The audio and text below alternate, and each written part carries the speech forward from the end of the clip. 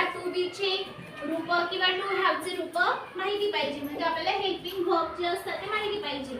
आता कोणकोणते आहेत लिहून दिले मी तुम्हाला.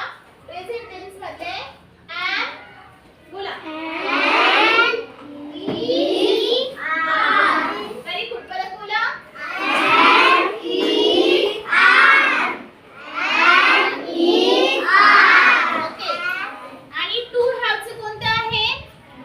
have, has. बोला have, has. आता तुम्ही काय नेहमी मिस्टेक करता हे मला तुम्हाला का सांगावं लागतंय बघा. ही मिस्टेक काय करता तुम्ही, जसं कोणता